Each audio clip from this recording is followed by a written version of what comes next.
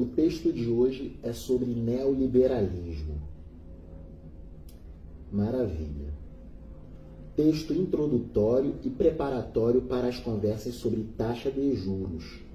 Conversa atual, conversa do presente do Brasil.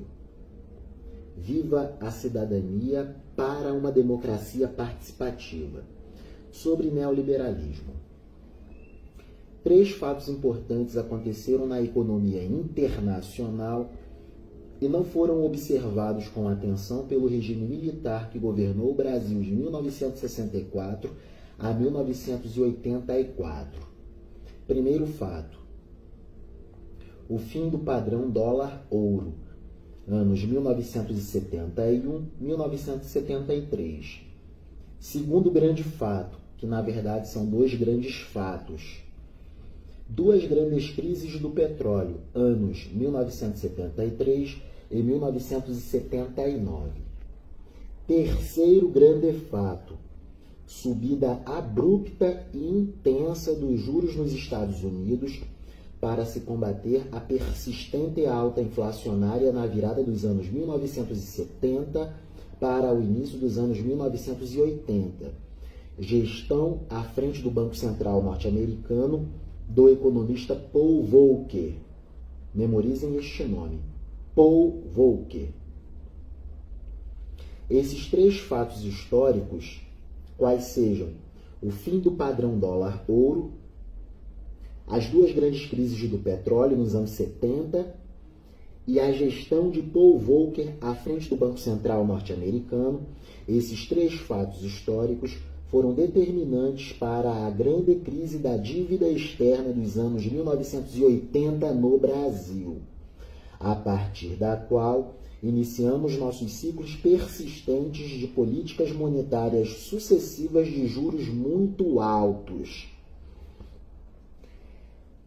Políticas monetárias sucessivas de juros muito altos, que nos legaram em herança 2 décadas perdidas, 1981 a 1990 e 2011-2020, uma década quase perdida, 1991 aos anos 2000, e uma década de baixo crescimento econômico, 2001 a 2010. 40 anos de estagnação econômica no Brasil. Observação: a década de 1991 aos anos 2000 só não foi perdida totalmente por conta do sucesso da implementação do Plano Real, que nos trouxe a tão sonhada e finalmente estabilidade da moeda nacional. Vamos compreender a periodização 1971-2020, pontuando sobre como fomos jogados no contexto do neoliberalismo e até hoje não tomamos consciência disso, o que nos legou a herança de 40 anos de estagnação econômica no Brasil, 1981 aos anos 2020. Avancemos, portanto. Precisamos conversar sobre isso por quê? Porque se não nos cuidarmos, poderemos chegar a 2030 com 50 anos de estagnação econômica no Brasil. 3 décadas perdidas, uma de baixo crescimento econômico e outra quase perdida. Portanto, precisamos conversar sobre neoliberalismo e taxa de juros no Brasil. As coisas do Banco Central, as coisas do Tesouro Nacional, as coisas da taxa Selic, as coisas do Orçamento Geral da União Federal. Avancemos, portanto. O regime militar financiava seus planos de desenvolvimento econômico, a urbanização e criação de cidades e a industrialização no Brasil a partir do crédito externo, em dólar, que até ao início dos anos 1970 tinha o seu preço estabelecido pelas taxas fixas lastreadas no padrão dólar-ouro. As moedas dos diversos países mundo afora eram vinculadas às suas respectivas reservas em dólares, e o dólar era vinculado e lastreado à reserva de ouro estocado pelo governo federal dos Estados Unidos, Fed, Federal Reserve, a Reserva Federal, o Banco Central norte-americano. Nessa época, antes dos anos de 1973, 1971, nessa época, era relativamente barato e estável financiar o investimento público com crédito externo em dólar. Com as taxas cambiais fixas e taxas de juros fixas, o mundo era mais estável, porque os Estados Unidos da América tinham controle quase que absoluto sobre o preço do dólar no mundo. Por isso, taxas fixas cambiais e taxas de juros fixas. Era uma vinculação às moedas dos países integrantes do comércio internacional e do sistema monetário internacional, que veio à existência a partir de Bretton Woods.